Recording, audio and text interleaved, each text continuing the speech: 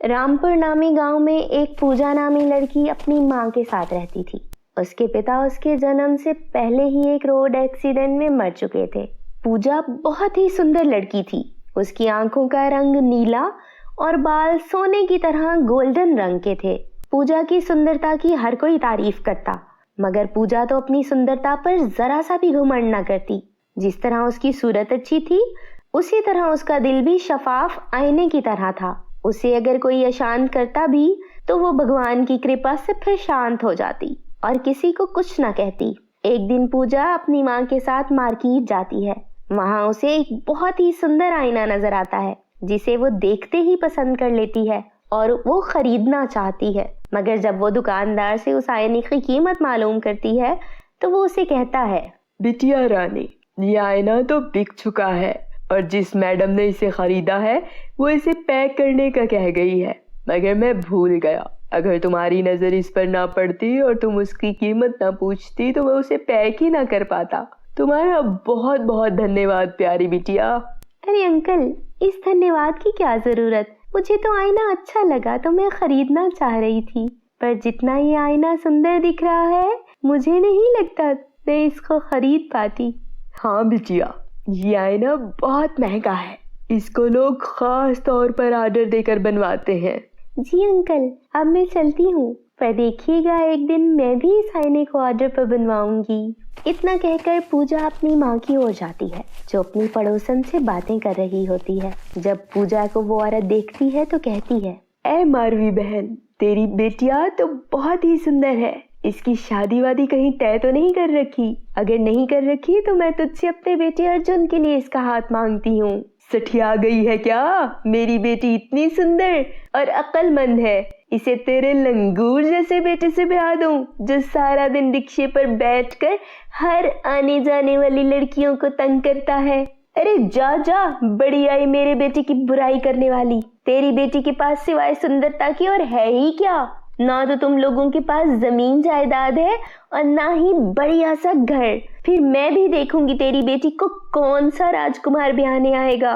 देखना तुम एक दिन मेरी बेटी राजकुमार की दुल्हन बनेगी, तुम्हारे निकट्ठू बेटे जैसी किसी लड़के की नहीं। पूजा अपनी पड़ोसन आंटी की जलीकटी और माँ की बातें सुनकर बहुत अशांत होती है और चुपचाप घर की ओर चल देती है।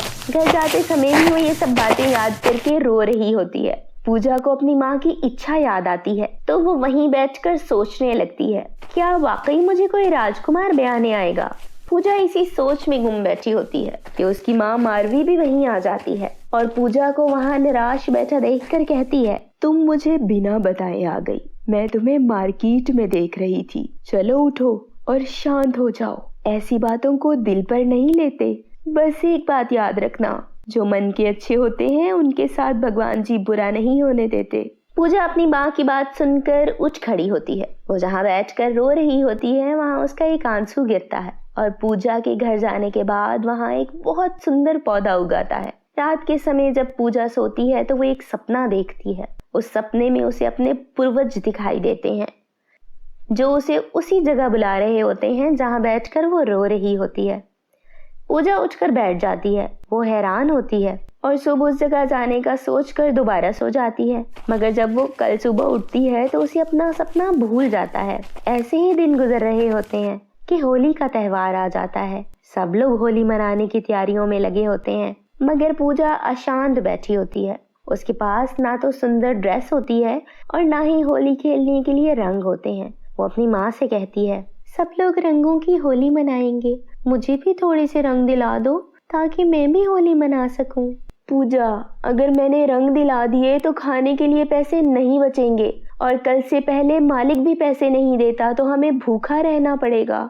ठीक है माँ, मुझे रंग नहीं चाहिए। मैं अपनी वजह से आपको भूखा नहीं रखूंगी। मैं जरा देर को बाहर की ताज़ा हवा खाने जा रही हूँ, थोड़ी देर तक वापस आ जाऊंगी। पूजा अपनी माँ को बताकर घर से बाहर निकल आती है। तभी उसे अपना सपना याद आता है तो वो उसी जगह चली जाती है। वहाँ जाकर वो देखती है तो सेम वैसा ही पौधा वहाँ लगा होता है जैसा पूजा ने सपने में देखा था। वो इस पौधे के पास बैठ जाती है। तभी उस नन्हे से पौधे से एक आवाज आती है, अच्छी पूजा, तुम अशांत ना हो, तुम भी होली जरूर खेलोगी। मुझ पर लगा ये सुनहरी फूल तोड़ लो। और उसको घर ले जाओ। ये तुम्हारी इच्छाएं पूरी करेगा, क्योंकि ये तुम्हारे आंसू से उगने वाला पौधा है। पूजा समझ नहीं पाती कि आंसू से पौधा कैसे बन सकता है। तभी वो कहती है, मेरे आंसू से ये पौधा कैसे बन गया और ये फूल मेरी इच्छाएं कैसे पूरी करेगा? तुम एक अच्छी लड़की हो, तुमने कभी किसी का दिल नहीं दुखाया, ना तुम खुद पर गरूर करती हो, सबकी जली कटी बातें चुपचाप बर्दाश्त करती हो। ये सब खूबियां जिस लड़की में पाई जाएं, उसके आंसू बहुत कीमती होते हैं। जैसे ही वो कच्ची जगह पर गिरते हैं तो उनसे पौधा बन जाता है। आपका बहुत धन्यवाद पूर्वज जी, पर ये फूल मैं कैसे काम ले सकती हूँ और ये फूल क्या हमेशा मेरी मदद करेगा? इसको सुबह रोजाना भगवान की पूजा करने के बाद सूंघना और जो इच्छा हो कहना, तो तुम्हारा काम पूरा हो जाएगा। और ये फूल तब तक तुम्हारी इच्छाएं पूरी करेगा जब तक तुम ऐसे ही अच्छे दिल की रहोगी और गुरूर नहीं करोगी। मैं अब घर जाती हूँ, मुझे होली की तैयारी करनी है। मैं वचन देती हूँ मैं कभी गुरूर नहीं करूँगी और ना किसी को दुख दूंगी। पूजा फूल लेकर तुरंत घर आ जाती है और आकर उसे भगवान के सामने रख देती है। अब उसे कल का इंतजार था। जैसे ही कल का दिन आता है, पूजा भगवान से आशा करने के बाद उस फूल को सूंघती है और ढेर सारे पैसे मांगती है। तभी वहाँ पैसा प्रकट हो जाता है। अपने घर को भी बहुत अच्छे घर में बदल लेती है और महंगी महंगी ड्रेस और होली मनाने के लिए रंग मांगती है, जो सब कुछ फूल प्रकट कर देता है। पूजा की माँ ये सब देखती है तो उसकी आंखें खुली की खुली रह जाती हैं। वो पूजा से पूछती है, ये सब कैसे कर रही हो?